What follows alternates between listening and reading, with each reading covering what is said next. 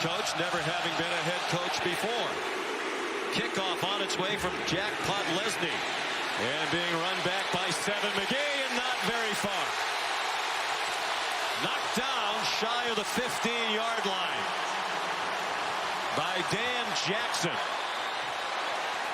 So here comes Bo Nix after 3 years as the starting quarterback at Auburn.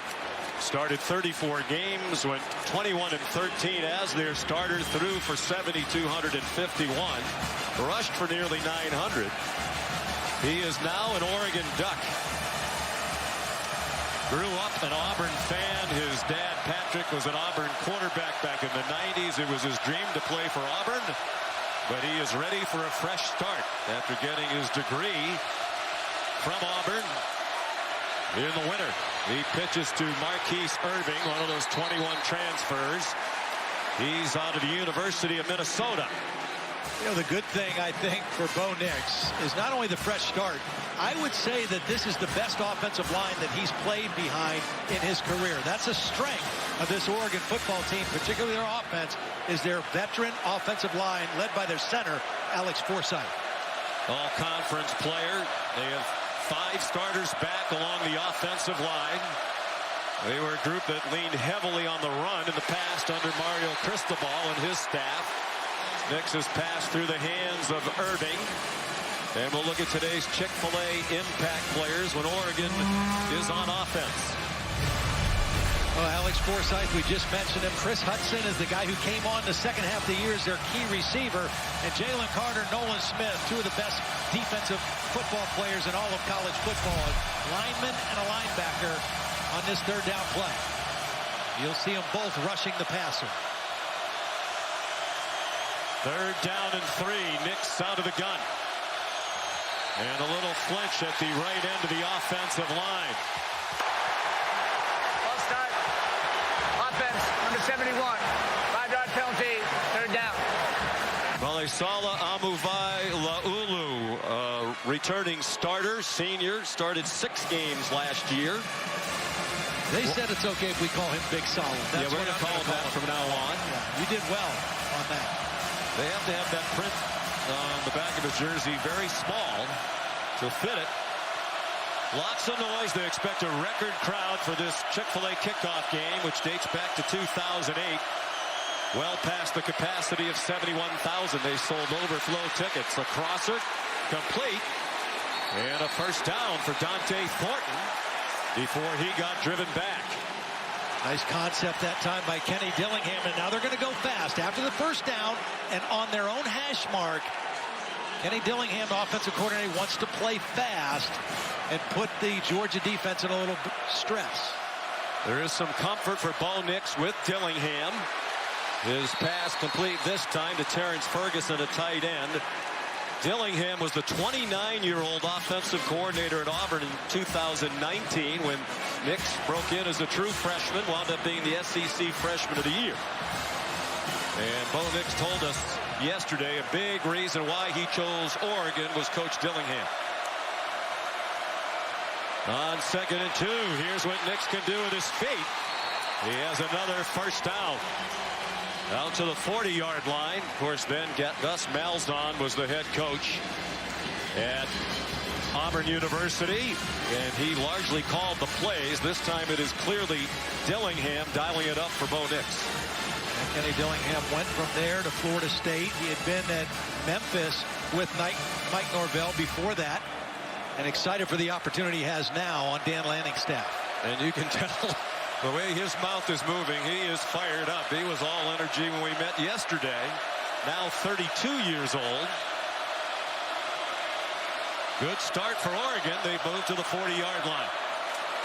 Irving in trouble and dropped for a loss. Smile Munden, one of those who got some snaps of that deep defense last year, be a much more prominent player this year. Well, here he is. I mean, he's just unblocked, and he reads it, and they run the play right into him. And that's a play. You got 2 linemen pulling, and nobody accounted for Smile Munden. And that's a play behind the line of scrimmage.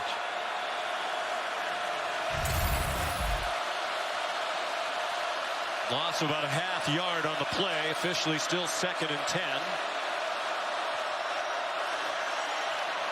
In the flat, caught. And close to another first down is Chase Cota.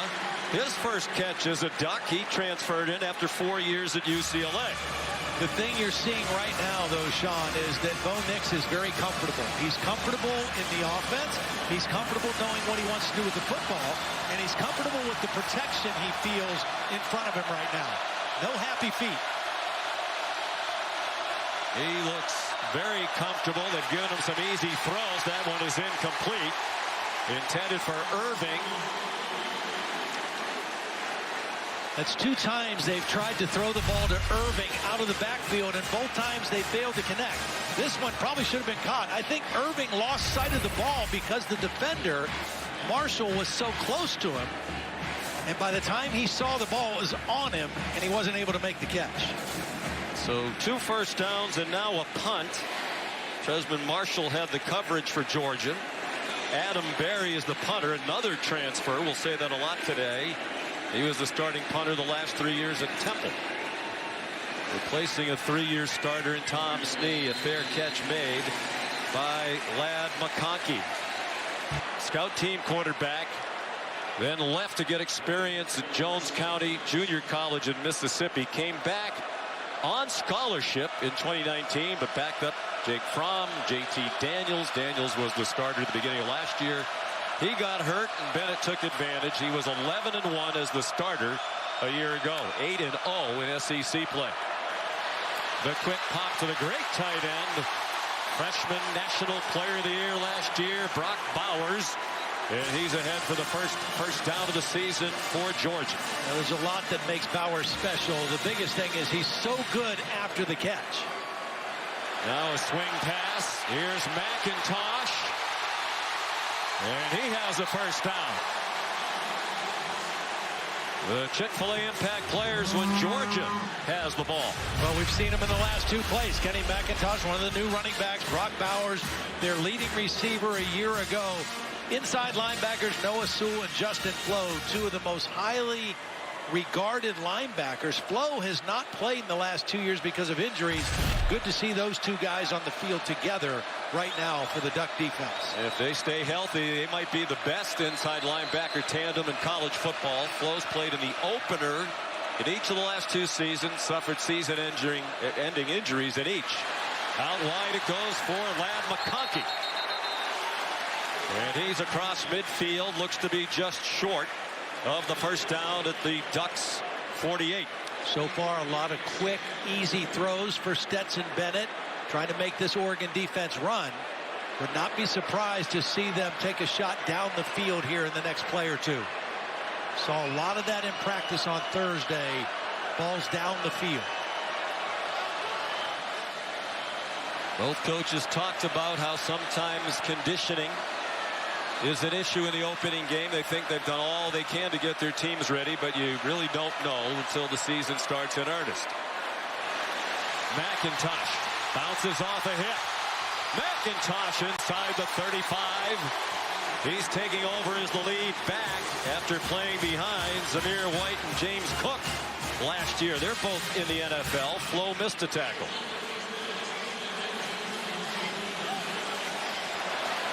Georgia going very quickly. McIntosh. Some shaky tackling again for Oregon, but they still drop it for a loss of a yard back to the 35. Again, we talked about Bo Nix looking comfortable in his first possession. Same thing is true for Stetson Bennett. You know, and there's not a lot that wows you about him. He's athletic. He's got a good arm. He's not very tall. That's the biggest thing against him is he's short. But he knows where he wants to go with the football. He's very accurate. And when he plays within himself, he's really, really good. Not all of us are 6'5", Todd. Stetson is 5'11", 190 pounds. Maybe 5'11". He shows his mobility right there. Got away from Noah Sewell and then forced to throw it away. And we asked Kirby Smart, last year for Wild Todd in that national championship game, looked like Bennett was struggling. Did you ever give any thought to taking him out? He said, no, we really needed his mobility against that outstanding Alabama defense. I think Kirby made that decision earlier in the year, too. When they played Tennessee, he had to make some plays with his feet, and Kirby didn't think they would have won the game without his mobility. And at that point, he knew he was his guy. JT Daniels has transferred to West Virginia. On 3rd and long, Bennett fires. Caught for a first down. Marcus Rosemy-Jackson picked it up with about a yard to spare, and Georgia continues on the move, an impressive opening drive. Nice big lanky receiver, runs a nice route, shows his numbers to Stetson Bennett, and Bennett accurate with the throw on 3rd down.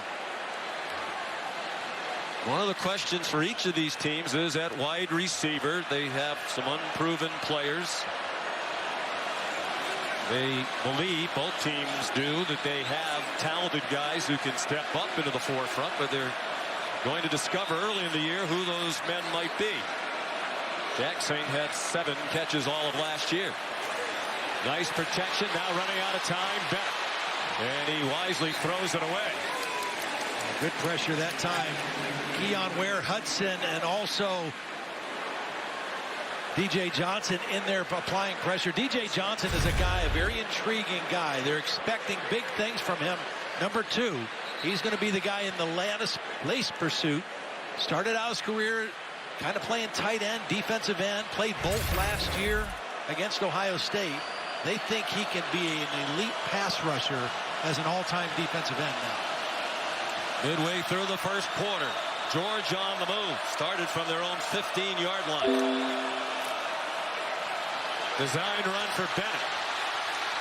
And he scampers out of bounds at the 16. About 3 yards short of the line to gain. 3rd down situation here in the red zone. You see that big tight end Darnell Washington, a big target for Todd Monken as he's dialing up plays. The 2 tight ends, Darnell Washington, Brock Bowers, particularly in a situation like this, are definitely viable options. They converted on 3rd down a moment ago. This is shorter, 3rd and 3. Bennett zings one and a good catch on a ball behind him. A.D. Mitchell, who had that enormous catch in the 4th quarter of the title game against Alabama that gave them the lead. This is really good work by Stetson Bennett. He's looking right first. He's looking to Bowers. Bowers gets knocked down, so he comes back to the other side of the field, picks up a 3rd receiver, and gets the conversion for first down. They're throwing it all over the place. Only 2 runs so far and 9 pass attempts. 1st and goal from the 9. They flip it to Ladd McConkey. Ladd McConkey scores the first touchdown of the season for Georgia.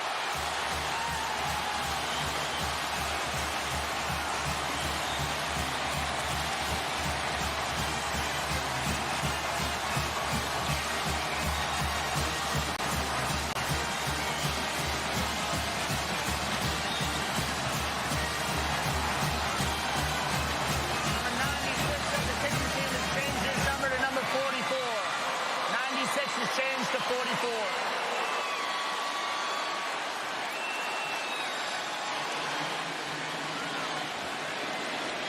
Focused and ready to go indeed. The defending national champs. A very impressive drive. Jack Podlesny adds the extra and lets this one go. And Bo Nix will start with better field position this time. It's been quite a 6 months. His career at Auburn ended when he suffered a broken ankle against Mississippi State. About a month later, he announced he was going to transfer to Oregon. And then in July, he got married to Dizzy Smoke, his longtime girlfriend, once an Auburn cheerleader. A lot of changes in his life. He's moved to a different part of the country. He's originally from Alabama. But he said he has really enjoyed the experience. And they didn't just hand him the job. He went into camp having to earn it, and he feels that was very important. Earn the respect and trust of his new teammates. Noah Whittington dumped for a loss. There's still some talent on this Georgia defense. That's one of the 3 returning starters, Chris Smith, the safety. Just a great job. You talk about a safety filling a running lane. Running the alley. Here he is. A picture-perfect form tackle behind the line of scrimmage. Oregon trying to go quickly as well. Nice cut by Whittington. And then some power at the end of the run. He's very close to the first down. Yet another transfer. He played 2 years at Western Kentucky. And he did get it to the 35 for a first down. And one of the coaches that Dan Lanning hired, the running back coach, Carlos Laughlin, was the running back coach of Western Kentucky last year. So he was very familiar with Whittington. And part of the reason he was one of the guys they went after in the transfer portal. You send 4 receivers to the right, including Byron Cardwell, the running back. He's the target with all those blockers out ahead of him. And a good tackle in the open field by Kamari Lassiter, a new starter at cornerback. Here's Molly. Well, Sean, you were talking about Bo Nix's leadership. It's already on display. Before this drive, he was telling his receivers, first possession's out of the way. Now we can breathe and play football. And these players believe in him. Seven McGee responded with, whatever we need, we have your back. Cardwell chopped down about 2 yards short of the first down. It'll be 3rd down and 2. Another good play by Christopher Smith. Basically ran the exact same play from one side of the field to the other, trying to spread the Georgia defense out. One of the things both these coaches talked about in the first game, how well will we tackle, particularly athletic guys out in space. We've seen Georgia do it pretty well here on this drive. 3rd down and 2. They were a very good 3rd down team last year. But with a much different philosophy. They were a run-heavy team, played power football behind a big offensive line. They convert this one on the run by Whittington to the 47. You know, the good thing about Bo Nix keeping it one play earlier. Watch this time. The linebacker here, he's going to have to respect Bo Nix. So he's slower closing on this play. That little hesitation, because he's got to be aware of Bo Nix's ability to run, allowed the back to get inside and pick up the first down.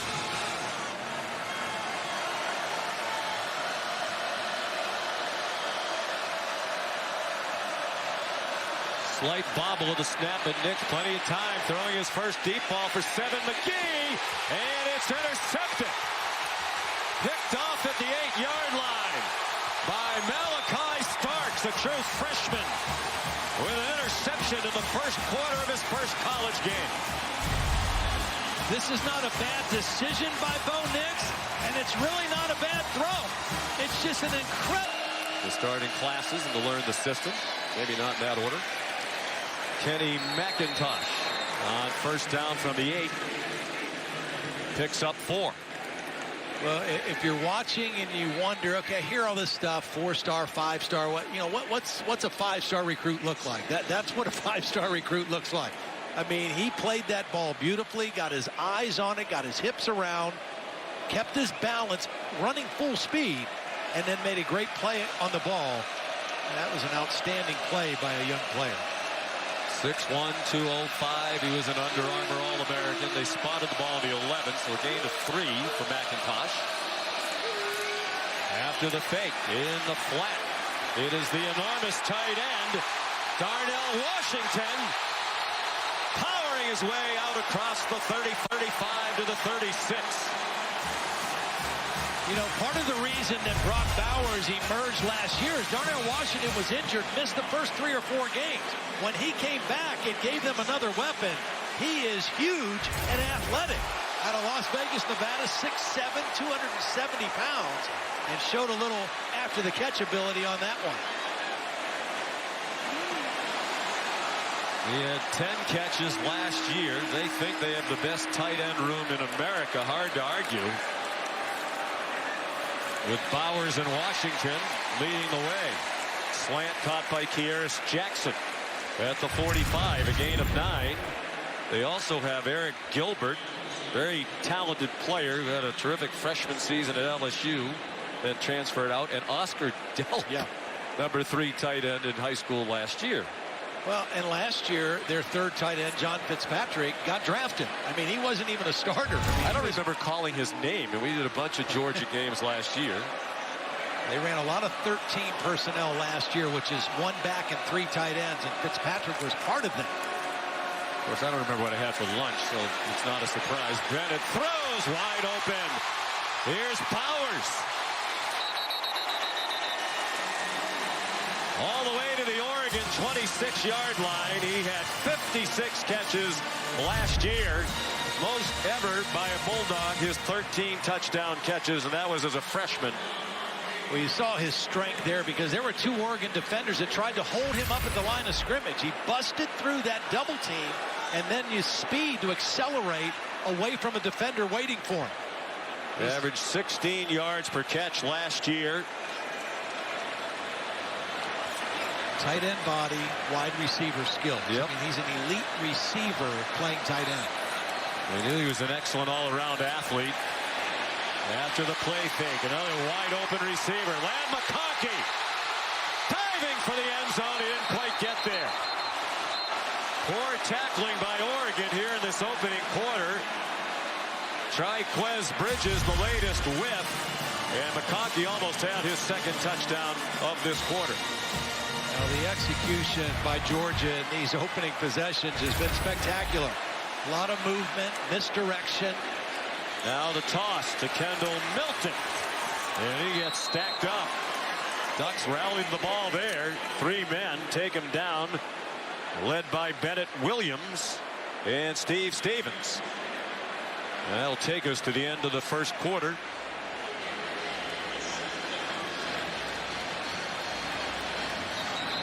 Kirby Smart made sure his team had put the national championship in the past, was focused and ready to go. And they certainly have been. It's 7-0. Your defense that way. And then the beautiful ball fake by Stetson Bennett hides the football. They have no idea on the backside where the ball is. And then he uses his speed to get to the pylon. Formation said we're doing this. Ball fake fooled the defense. And then Bennett's speed did the rest. And here's Podlesny, outstanding kicker, back for another year, and the extra point is good. So a rough start for the Oregon Ducks under Dan Lanning, and Molly, they had a very difficult offseason as well when they come into this game with some very heavy hearts. Yeah, Dan Lanning had to navigate his team through an unimaginable tragedy as their tight end Spencer Webb died after a rock climbing accident in July. And teammates say that his energy absolutely took over the locker room, and he was a beloved leader. And on the last day of summer training, the team hiked to the top of a landmark in Eugene named Spencer Butte in their teammates' honor. It's now an annual tradition for the program. And Lanning said that Oregon will honor Spencer by the way that they work, and they carry him onto the field with them for every game in spirit, but also physically by wearing his number inside of a spider web on their helmets. His locker remains untouched. There's going to be an open chair in the tight end meeting room for Spencer all season. So this Oregon team is playing with heavy hearts, but this has definitely brought them closer, Sean. Such a tragic story. There was a feature very well done by Jen Lott on Game Day this morning about Spencer Webb.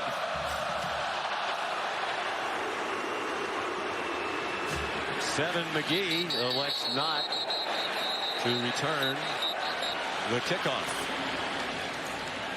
So, Todd, it is a rough start. If Oregon can stabilize here, settle in, maybe get a touchdown here and get back into the game, a long way to go. Well, what has to happen here early on? Well, I think when they're back on the field defensively, the number one thing they have to do is tackle better. I mean, right now, the plan that Todd Monken has and that Stetson Bennett is executing is flawless. It's a lot of quick throws, so you can't rush the quarterback.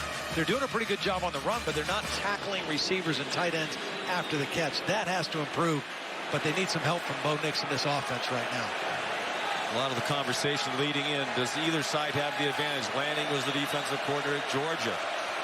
He obviously has great knowledge of their personnel, but Todd Monken said we expect Dan Lanning's Oregon defense schematically to look like what we were doing at Georgia. That's what he knows. Why would he change?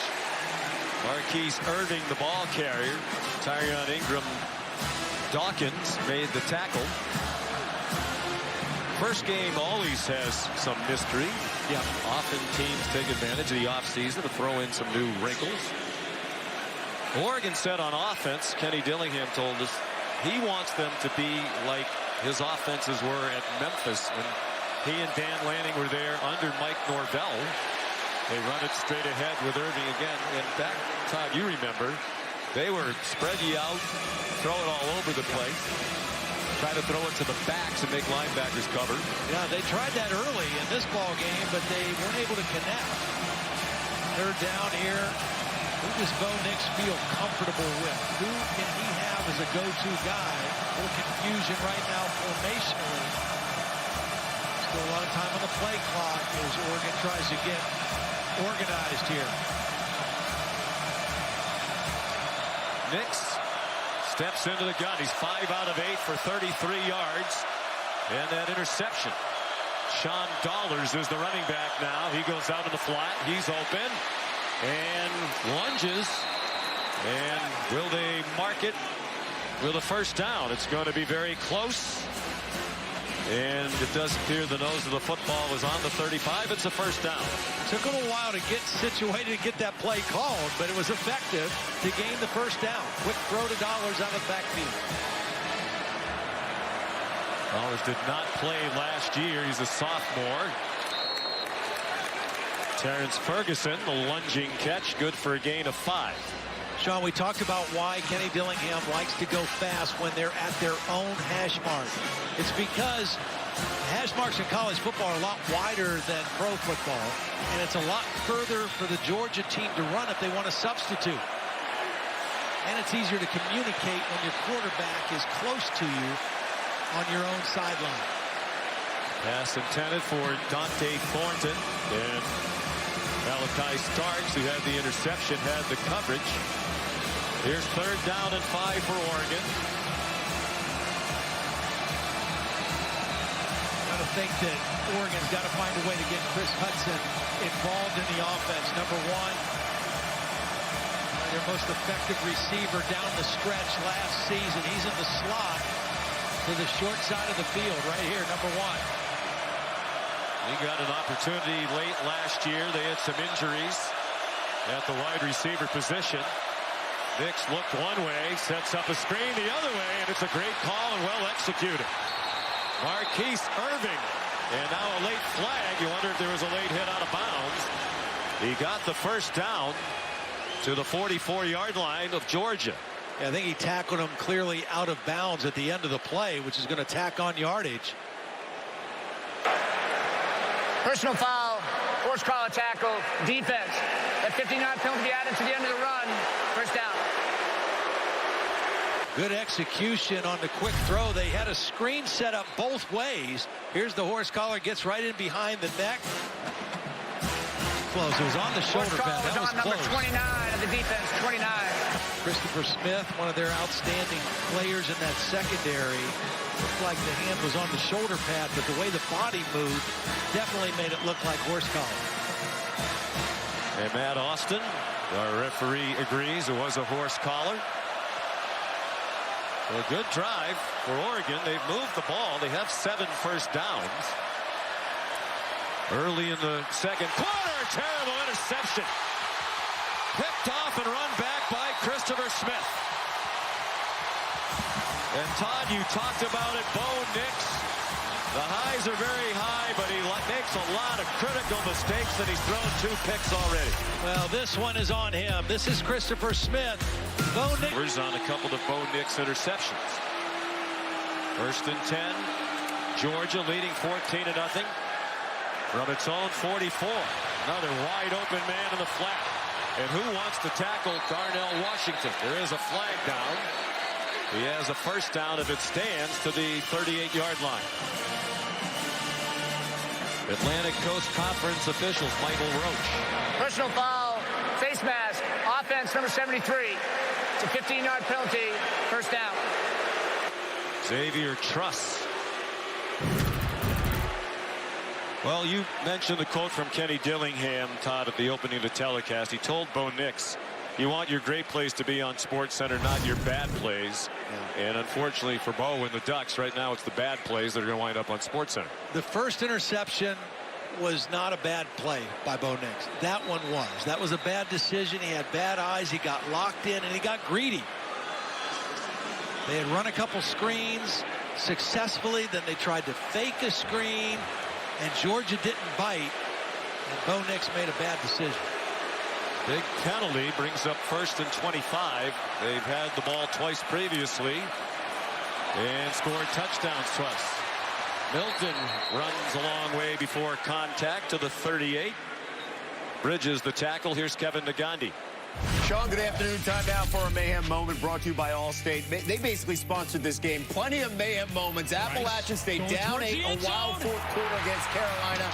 Chase Bryce to Caden Robinson. All right, they got to go for 2 here. What are you going to do? Going for 2 right now. He's going to try to run. Get in!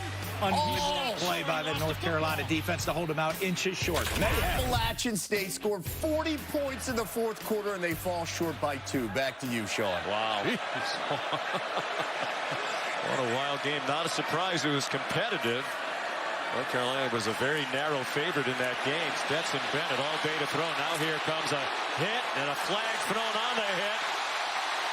Bennett hung in there long enough to drill one for a first down to A.D. Mitchell, and I think they're going to tack more on the end of the play.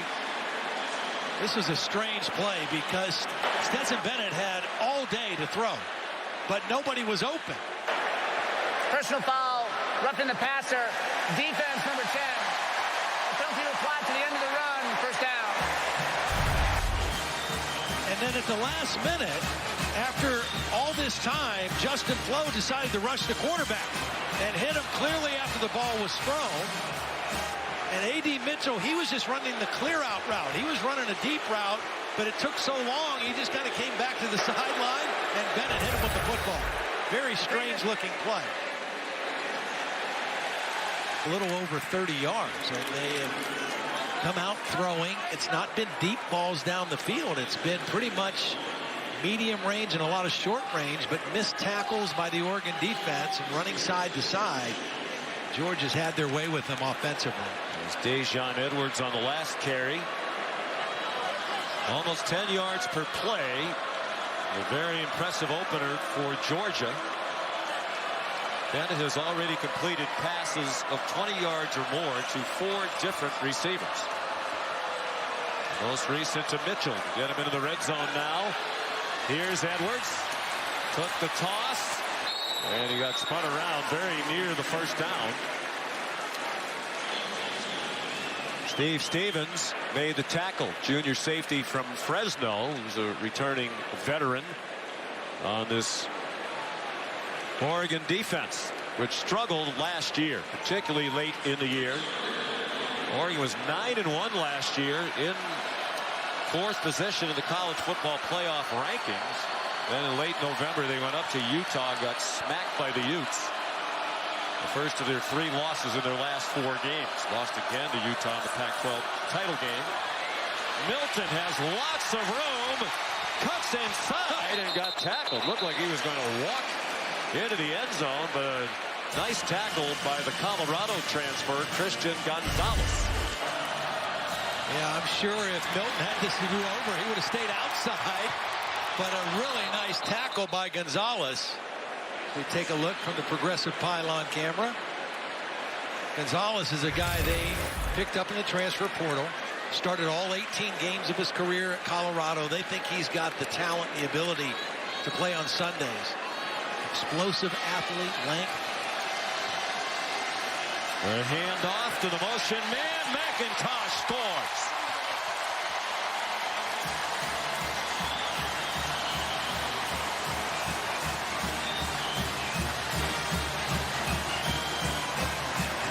Georgia has turned both Bo Nix interceptions into touchdowns, and they lead 20-0. The level of execution by the Georgia offense so far in the first half has been spectacular. We knew their offense was going to be good. It's for a lot of these guys, their 3rd year in the system with Todd Monken. He talked to us, I don't know how mature we are. We've got guys that are talented.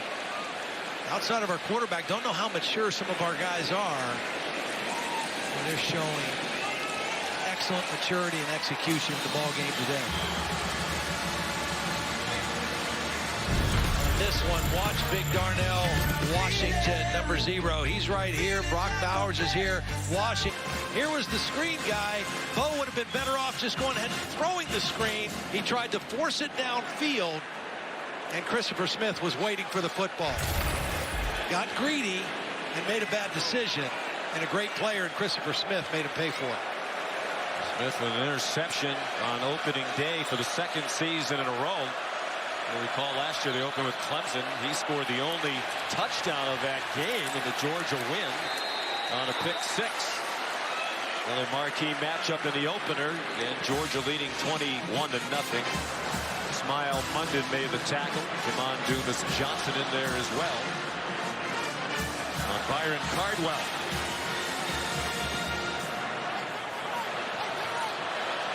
Eight minutes to go in the half.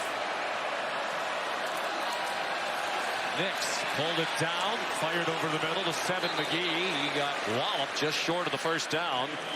Another big hit by Christopher Smith. Bo Nix playing in his fourth career game against Georgia. 3 for Auburn. He's now thrown 4 interceptions in the 4 games, only 1 touchdown pass against the Dawgs. Slithering for the first down, it appears, is Byron Cardwell, and they will give him the line to gain. Good penetration by Jalen Carter on a lot of preseason All-American teams. They barely got this first down. Look at the physicality of Jalen Carter. Just takes the right tackle, who is a big man in himself. He's 330 pounds, throws him to the ground, and gets into the backfield. That's your man, Big Sala. Yeah, that's Big Sala. Out in the flat. It's Terrence Ferguson. They think they have a talented tight end group, just like Georgia. Ferguson caught 17 last year as a true freshman. Sophomore from Littleton, Colorado. They have moved the ball. Can they sustain it all the way down the field? Coda has the first down to the Georgia 42. Coda started his career at UCLA, but he's an Oregon legacy. His dad, Chad, played defensive back for the Ducks, was a terrific player back in the 90s, and spent 8 years in the NFL. Nix running out of real estate. Good catch made. It's Coda again. At the 38-yard line, they got 4. I think Bo Nix, Sean, needs to utilize his eyes a little bit more. Georgia playing more zone coverage. They've got eyes on him. I think he's kind of locking in on his target a little bit when he's looking downfield. The quick throws, it's okay, but when he wants to throw downfield, he's got to use his eyes to move people in that secondary a little bit.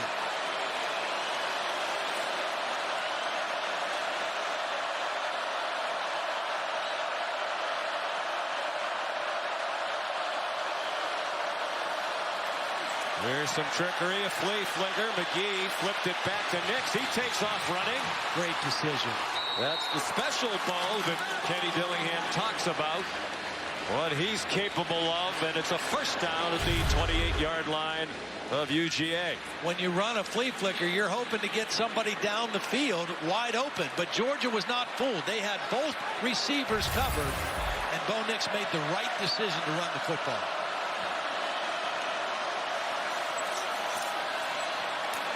Out wide to Whittington. The running back slammed down by Kamari Lassiter, and flags fly.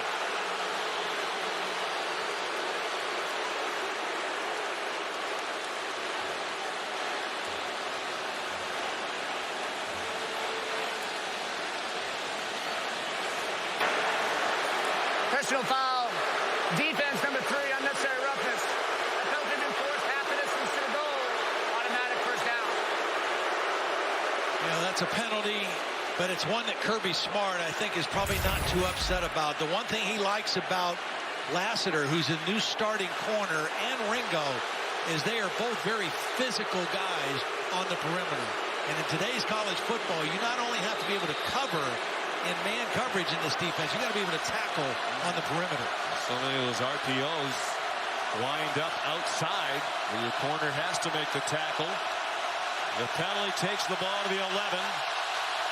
Most of this overflow crowd cheering for Georgia. They didn't like the call. Nix nowhere to go. Chased out of bounds by Dan Jackson. Kamari Lassiter's an important player on this defense for Georgia this year, as you mentioned, stepped in for a starter, Darion Kendrick, who got drafted by the Rams. They like his talent, but he just hasn't played very much.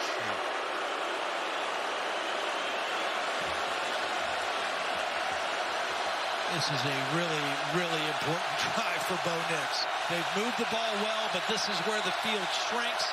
This is where the windows get smaller. There's a Georgia crowd in the end zone, very vocal. He has got to play like a veteran right now and get his team in the end zone. On the rollout, running out of room, throws it away. The general direction of Chris Hudson. Fans still booing the unnecessary roughness call against Lassiter. One of the best things, Georgia, their defense was great in so many ways, but this was one of those stats that really stood out. They don't allow touchdowns. They didn't last year, and so far they've not allowed one today. Here's a big 3rd down and 11 for the Ducks. They could get a first down just inside the 1. 3 receivers to the right of Bo Nix. Right tackle. And yet there was early movement. You could see the right tackle retreating. Ball start. Offense number 74. 5-yard penalty. 3rd down. Oregon is going with a silent count. The right guard is tapping the center to let him know when to snap. Everybody else should be looking at the ball. And Big Sala trying to get a little head start. Please set the game Got clock him knocked to 4 back minutes, a little bit 7 further. seconds. 4:07. We'll start on the snap. Thank you.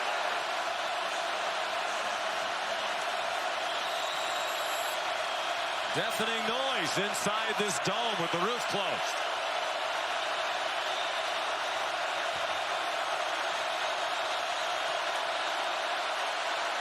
Nix almost threw another interception to Starks, who stepped in front of Terrence Ferguson, the intended receiver. And the field goal team comes out for Oregon. They tried to go 3 receivers to the wide side of field in single coverage on the backside, but another excellent play by the freshman Starks. This time he's working against a tight end who's bigger and more physical, and he shows his physicality to ward off the contact and still make a play on the ball. Camden Loop. Impressive start to the season for the defending national champions. And they come out swinging it. Kenny McIntosh to the 31. Time for the Aflac trivia question. Of course, the transfer portal, such a big part of college football now. Oregon brought in 21 transfers this year. Georgia added just 1. We want to know which team added the fewest. It's possible one could be the fewest. I'm trying to give a hint or help the folks at home. They recruit so well, they don't need to go to the transfer portal. Kirby Smart told us yesterday, you asked him about it, we're only going to go to the portal if it's an upgrade.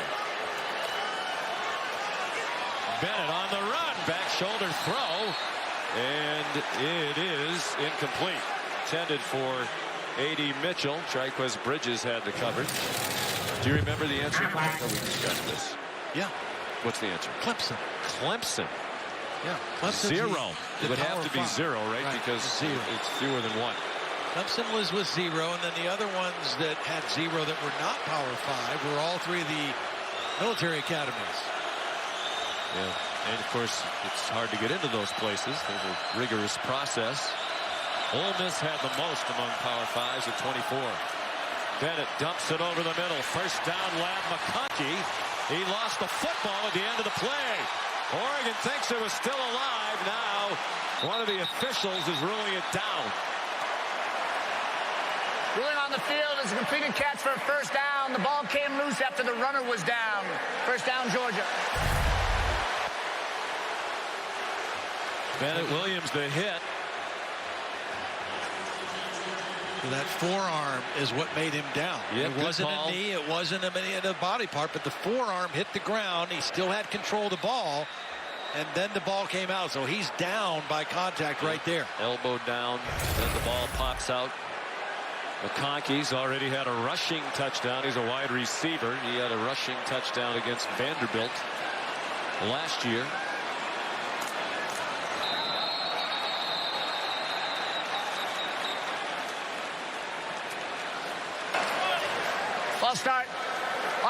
number 77. 5-yard penalty, first down.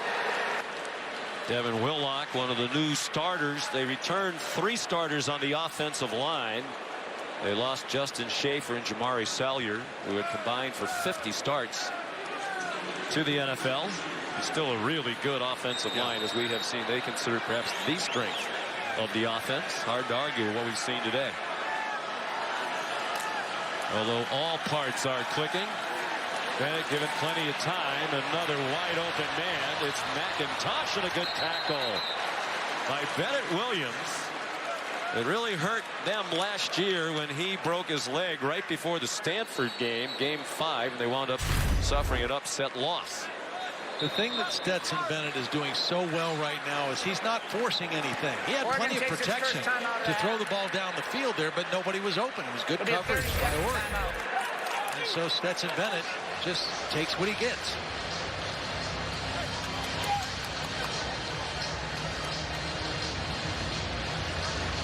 I feel the cheesiest, but the chain puts the extra cheese on the cracker. It's here. Look at this. It's the cheesiest chain. This is the cheesiest day of my life. Cheese it. Feeling the cheesiest. That was a quick word from Cheez-It. And we love Marty Smith. Happy for him. Nice endorsement. I don't know if you and I do NIL or any of that sort of thing, name, image, and likeness, but if I was ever going to endorse anything Cheez-It, I love Cheez-Its. We grew up watching Monday Night Football. My dad would eat the Cheez-Its right out of the box, and every now and then, if we had been good, I guess, he'd let us reach in and grab a few Cheez-Its. Well, I'd say if you were ever going to get an endorsement by Cheez-It, this would maybe do it for you. Begging for it might work. This might be your ticket. Well, just do it for product. There was an Oregon timeout. Its defense has not stopped Georgia. Down by 18. Dan Lanning wants to get the ball back, try to get into the game before the half. Darnell Washington to catch. He's down a yard short of the line to make, and a yard across midfield. I like that. A lot of times teams are on their heels. The coach says, let's just take it to the half. We'll regroup. But there are only so many opportunities to get the ball in the game. In this predicament, you need to try to score again before the half. Well, and he's a defensive guy, and he's got to be saying, we've got to get a stop. I mean, sooner or later, we've got to tackle. We got to get a stop. We got to make him punt the football. And so far, they've just had a difficult time getting Georgia's offense off the field. They hand it off to McConkey. Nice call by Munkin, and a good tackle. That would have been a much bigger play. Triquez Bridges able to collar McConkey, but it's a first down to the Oregon 42. Triquez Bridges is out of Lynette High School in Alabama. One of the things Dan Lanning said about taking the job at Oregon is he knew he could recruit. He's a great recruiter, and he said it's a national brand. Everybody knows the Oregon brand. You can go anywhere, and high school kids know about Oregon. And they do have a roster full of kids all over the country. Well, he did a remarkable recruiting job, given that he got the Oregon head coaching job in December. Here comes pressure. Bennett, still plenty of time to get it off. McIntosh inside the 5. Jeffrey Bassa saved the touchdown. What a great route by McIntosh. He really fooled the defender. Came out of the backfield, and he was going to get jammed, and he just kind of sidestepped the jam and got separation. And, of course, Stetson found him with the football. See, he gets off the jam, he gets separation, and Bennett accurate with the football as he's been all half. 37-yard gain, longest of the day for either team. Well, no big deal. They lose Zamir White. They lose James Cook, their top 2 running backs. Here comes McIntosh, picking right up where they left off. Strange play fake. Bennett, look out. Here comes a posse of Ducks, and it's a touchdown.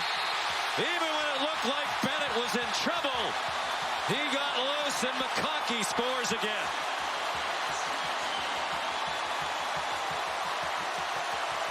Well, that's the risk you run if you're Oregon, calling timeout and giving Georgia another chance to convert.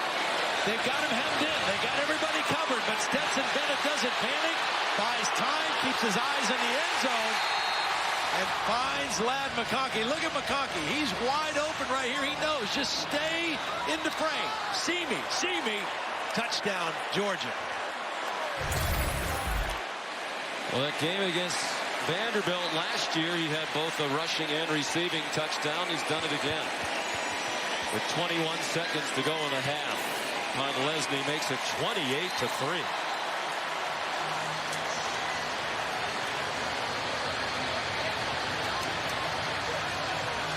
Stetson Bennett, his first opening day start, is 18 for 21 for 254 and a touchdown, and elusive as usual. Well, and he just looks so calm. He has great understanding of the offense. He's accurate with the football. He's reading the whole field. When you're relaxed, you see the whole field. He shows his athletic ability, good ball fake, the speed to get to the corner. He is clearly the leader of this offense. And when you make plays like this, it just inspires your teammates. Never give up on the play, never give up on our quarterback. And he finds Ladd McConkey for a touchdown right before the half.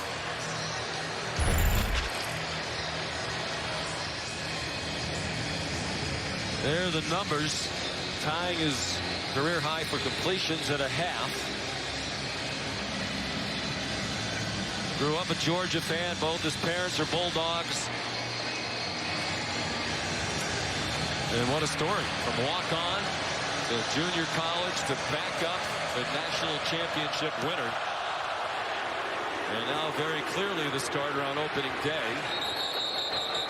Seven McGee makes the fair catch. And he's kind of, as the season starts, I guess if you had before halftime of our very first game for some Heisman talk. Yeah.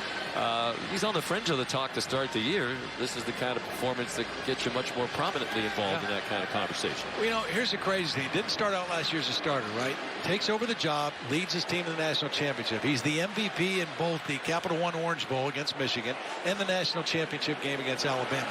When you look at his stats at the end of the year, his total QBR rating was number 3 in the nation, and the two guys behind him were C.J. Stroud, who everybody thinks will win the Heisman this year, and Bryce Young, who won the Heisman last year. So his numbers were in that same kind of category, and he's playing brilliantly today. With the defense that got so much attention.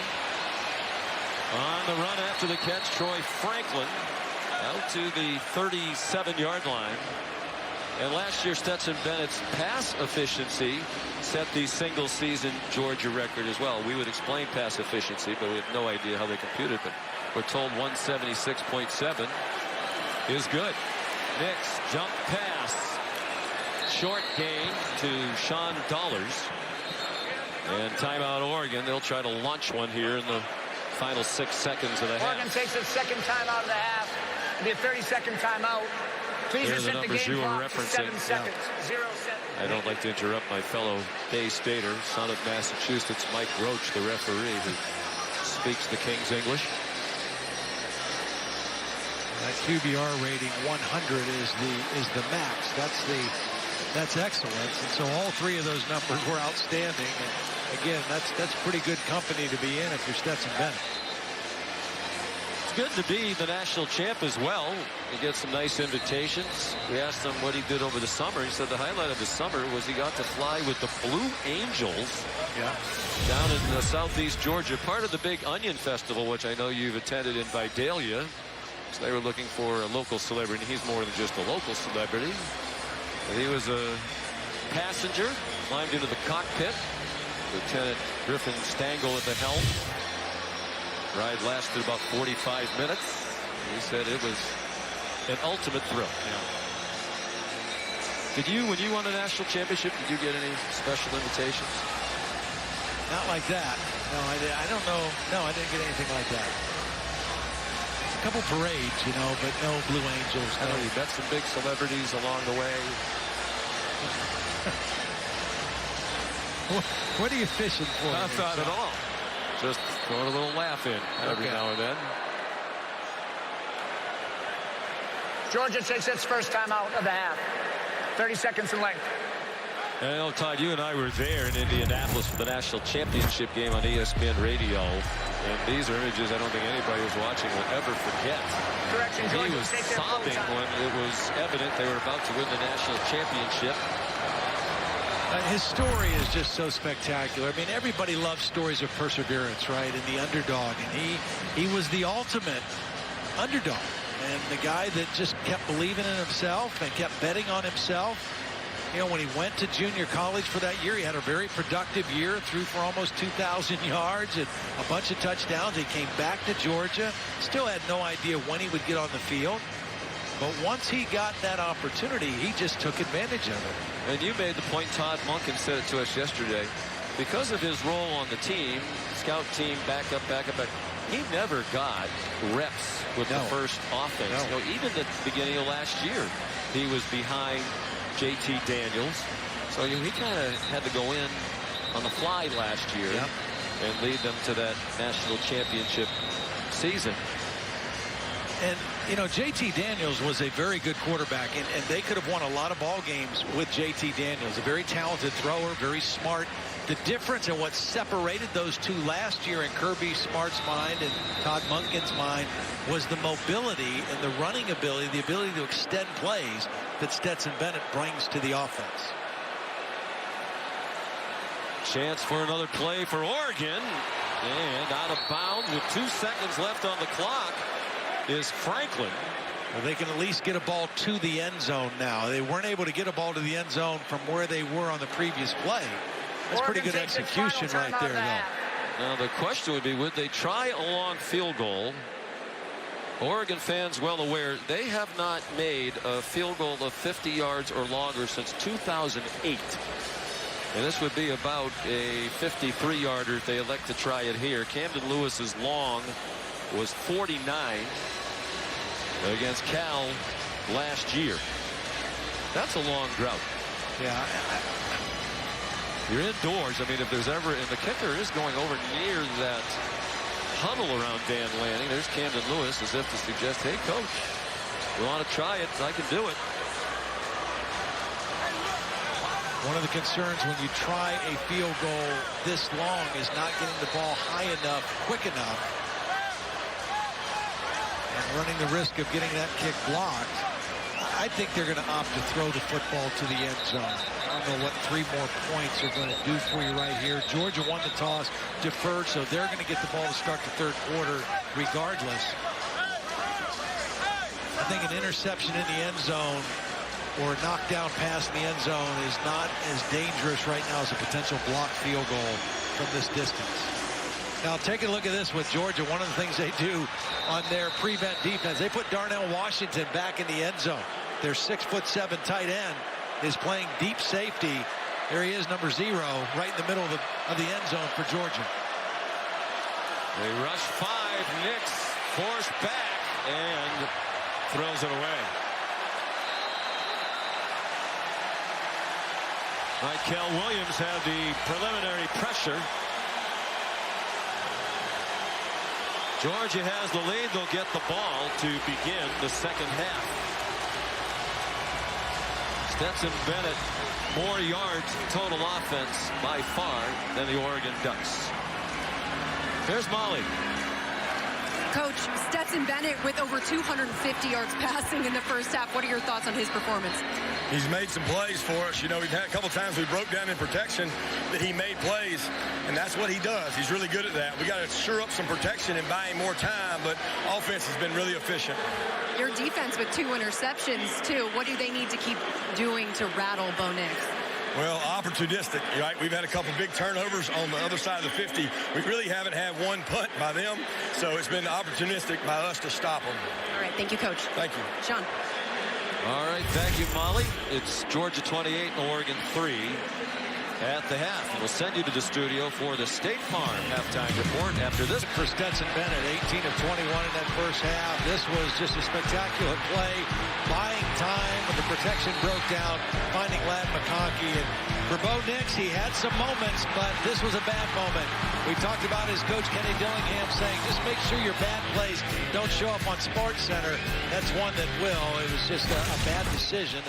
And Oregon finds themselves in a big hole here against a really good Georgia team. And Dan Lanning, you saw there just a moment ago, trying to get Bo Nix ready to go in the second half. In fairness to Bo Nix, a big difference in that first half. Stetson Bennett was throwing to receivers who were wide open, where Bo Nix didn't have Too many guys running free. Yeah, I mean, it was a really good plan by Georgia early. They came out throwing. I think probably Oregon thought they'd come out running. They came out throwing the football, a lot of quick throws, and Stetson Bennett just knew exactly where he wanted to go with the football. He'll get the ball first to begin the second half. Andrew Boyle kicks off. And they'll try it. Here comes Kearis Jackson. Good decision. And the kicker chopped him down. Here's Molly McGrath. Well, Oregon's head coach Dan Lanning was very complimentary of Stetson Bennett, saying he's doing a fantastic job of operating their offense. We just need to be relentless in our pursuit of our tackling. And he admitted he knows what bothers Stetson Bennett, so they're going to show him some different pressures and be aggressive in the second half. And his message to his team was forget the score. Let's play a new half. Sean? Well, he knows what bothers Stetson Bennett, perhaps, but they haven't done it so far. 4 drives, 4 touchdowns. He needs his 2 edge guys, Brandon Dorlus and DJ Johnson, to create a little bit more havoc in the face of Stetson Bennett.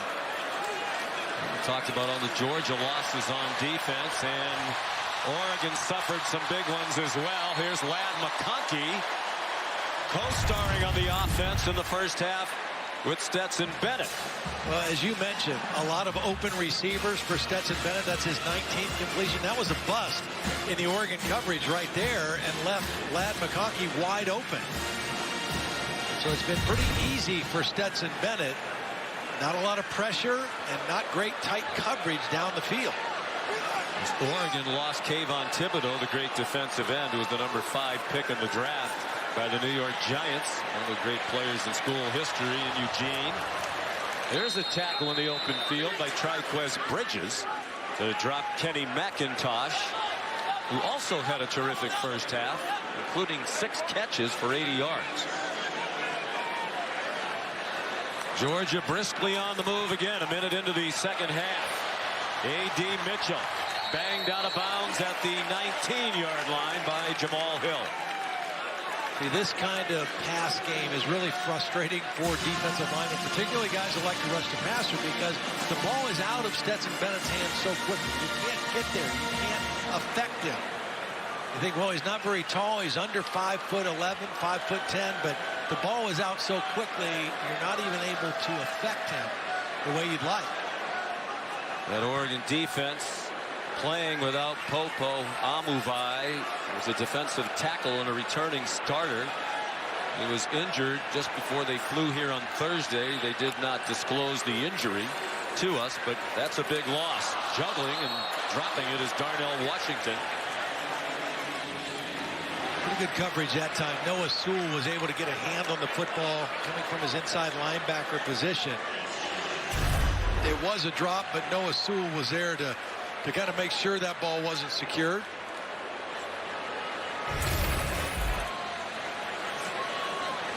Second and 10 at the Oregon 19.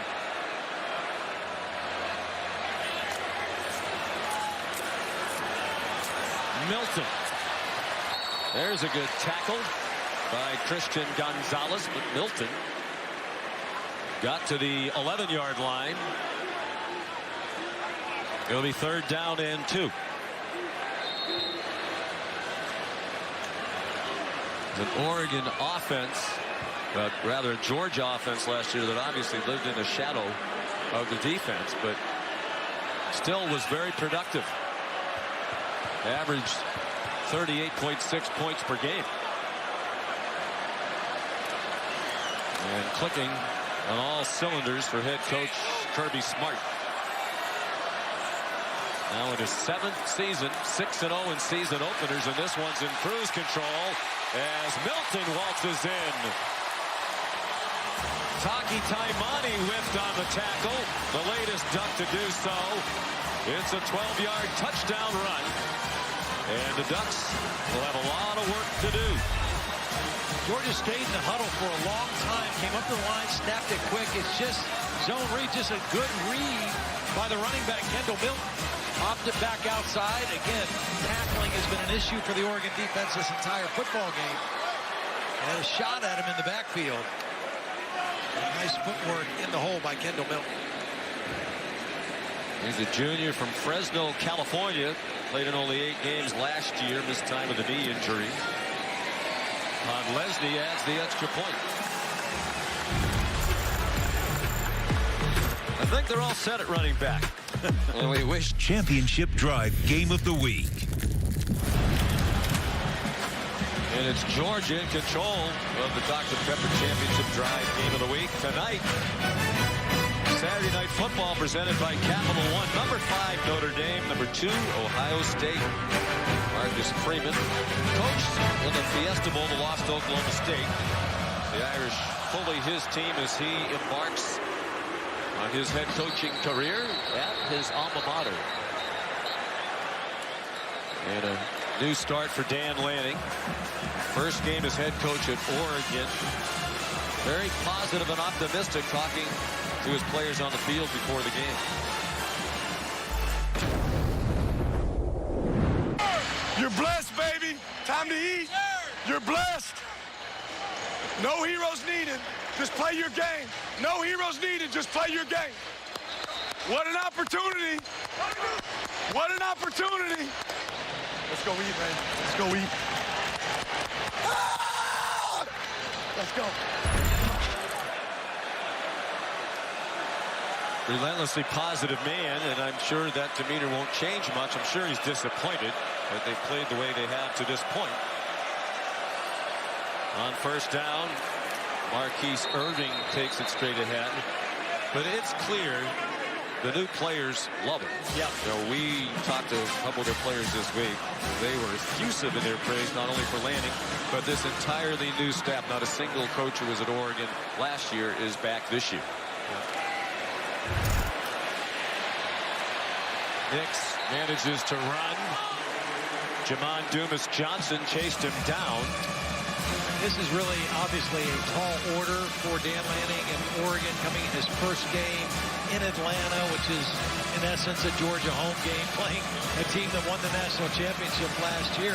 But he's got a really rugged first month. I mean, 2 weeks from now they play BYU, who's an excellent team, and then they go to Washington State before September's even over. I mean, it is a very difficult opening month of the season for the Oregon Ducks.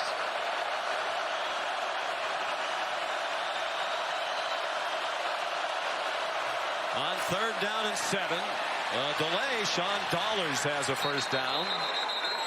Good call that time by Kenny Dillingham. Georgia in with a dime defense, 6 defensive backs expecting to throw. They got the numbers right on the left side of the offensive line, pulled the big tackle, Big Sala out in front. They got a nice conversion on 3rd and long with a run play.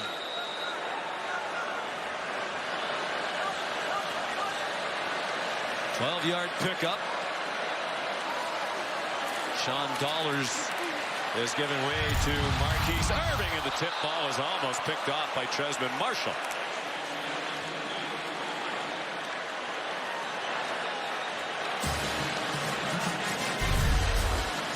Nix kind of threw this one off his back foot. I'm not sure who got a piece of that. I think Zion Lowe got it, number 96. It was almost intercepted by Marshall.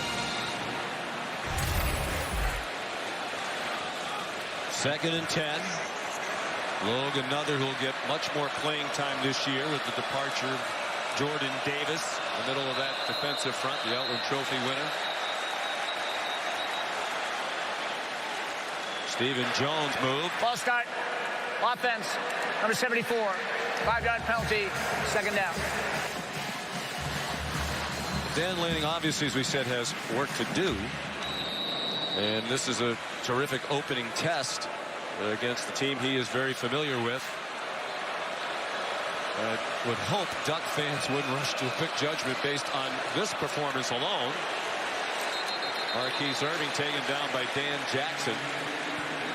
You and I, every year we meet with a lot of coordinators. And several years ago, Todd, we pegged Dan Lanning. This guy, he has everything you need to be a head coach. We talked to Tosh Lupoy, his new defensive coordinator. Said, I asked him yesterday, you think Dan's going to be a good head coach? He said, I know he is. He is already. Yeah. And the way he leads the team, they're playing a more talented team here today. They put together a staff, got an excellent recruiting class, and stayed at Georgia to finish out the season, win the national title. Robert Beal makes the tackle on Sean Dollars, and they get the ball to the 42-yard line. Where it's 4th down and 8. Here's his career path. He was a high school coach back in 2010. Wanted to get into college coaching. Drove from Missouri to Pittsburgh. 13 hours in his mom's car to just try to get an audience with Todd Graham. Turned that into an opportunity at Pitt. Went with Todd Graham to Arizona State. You saw on the resume years at GA at Alabama. In the middle of his career, he made $1,200 a month. They go to a quick kick. On 4th down and 8, punted away by Bo Nix. But learned under Kirby Smart. He's a great recruiter. I do think the future is bright, Todd, despite the fact this is an ugly day. Yeah, I agree. I think it is. You know, and quite honestly, you know, Mario Cristobal left to go home, to go to Miami, Florida, where he was from. But Mario Cristobal did a good job at Oregon, and he recruited extremely well, and he brought a physicality and a mentality out to Eugene that they maybe didn't have before. And so Dan Lanning walked into a situation where there was talent. Now, there was a lot of guys who left when Mario left, and he brought a lot of guys into the portal. And when you're trying to build your own culture and your own identity, and you have all those new players, it takes time, but they'll learn from this, and they know they're up against one of the 3 elite teams right now coming into the start of this season. Georgia, Alabama, and Ohio State, it appears, are at a little bit different level than everyone else to start this season. Kenny McIntosh, the ball carrier. Not much gets by Kirby Smart. He was trying to get his attention. He was letting the defense know, the punt team out there, that they should be back in punt return situation. That was before Bo Nix even dropped back. I mean, he knew it just by the way they were lining up that they weren't going to go for it on 4th and long. They were going to quick kick it, and yeah, he's on top of things. You mentioned Alabama loaded, prohibitive favorite to win the national championship. Ohio State talented again. Underhand flip, that's a shovel pass forward, so incomplete, intended for Brock Bowers. And I thought Kirby was pretty honest. We talked to him yesterday. He said, you know, every year's different. Yeah. So I think we have a chance to be a really good team, but you have to go out and play. There's a number of questions we need to answer. I think he's going to like some of the questions the way they've been answered today. Yeah. Question marks in the secondary. Starks is a stud. An inside linebacker. That was one of the areas where they were replacing 2 guys that got drafted, 3 guys that got drafted. I mean, I think he's got to be pleased with the way his defense is playing. And the offense has scored just about every time they touch the ball. Big gainer after big gainer in this one from Dejon Edwards, the junior from Norman Park, Georgia. Dejon Edwards is typically in there on short yardage situations, kind of more the physical back. That time he got to the corner, showed his speed and ability to break one. Yards of offense, they're 7 for 7 on 3rd down. Here's their 8th 3rd down opportunity in the ball game. They're averaging over 9 yards per play. They've made it look kind of easy. And they've taken the foot off the gas pedal here, obviously, in the second half. Well, the starters are still in there. There's McIntosh driving for a 1st down. I'm not saying they shouldn't be in there. They certainly should be in there. Noah Sewell made the tackle. I think it gives them a chance to work on their running game a little bit here, too. Well, tomorrow on ABC, it's the All-State Louisiana kickoff. The LSU coaching debut of Brian Kelly after 12 seasons at Notre Dame, taking on Florida State. And then we're back here at Mercedes-Benz Stadium for more Chick-fil-A kickoff action. Number 4, Clemson and Georgia Tech. So 2 things about those games. Number 1, LSU, I think Brian Kelly's going to do a fantastic job at LSU. I think he will bring stability and consistency there that they maybe haven't had for a while. McIntosh again, just another wide open receiver with all kinds of open space to run through. He wound up at the 13-yard line. Georgia's 7 for 7 on third down, and this is their 7th pass play of 20 yards or more. This one went for 25, and they go quickly. McIntosh with nobody in green around him again. And he's finally knocked out of bounds at the 5-yard line by Bennett Williams. Illegal block in the back. Offense number 4. 10-yard penalty. First down. Oscar Delp, a highly touted freshman, true freshman, playing his first college game. Tight end, one of the 18 early enrollees among the freshmen who arrived on campus in January. He's from Cumming, Georgia.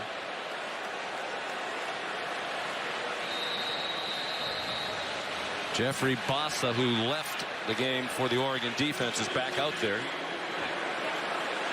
with 5.5 to go in the third quarter. This is the first Pac-12 opponent Georgia has played during the Kirby Smart era. And a back shoulder throw and a catch and a touchdown. A.D. Mitchell.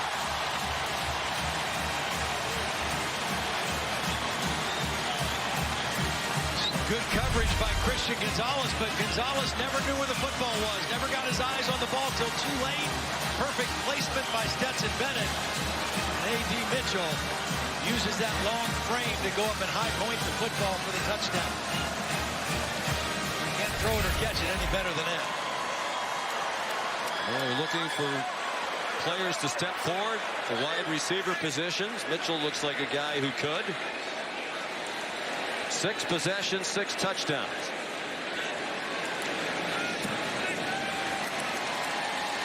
And the extra point good by Podlesny. It's a career high 368 yards passing for Stetson Bennett. NFC here today.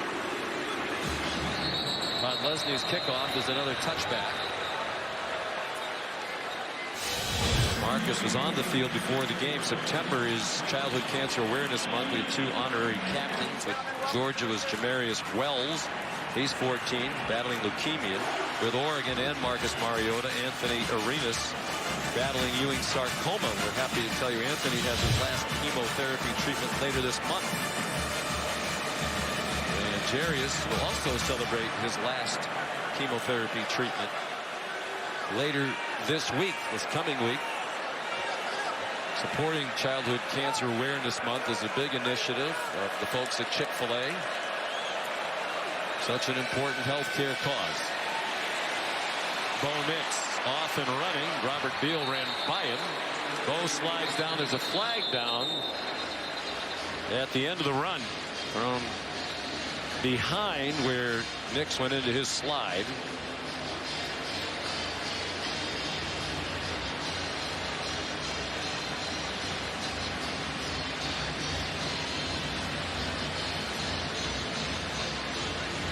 Field Judge Milton Britton threw the flag.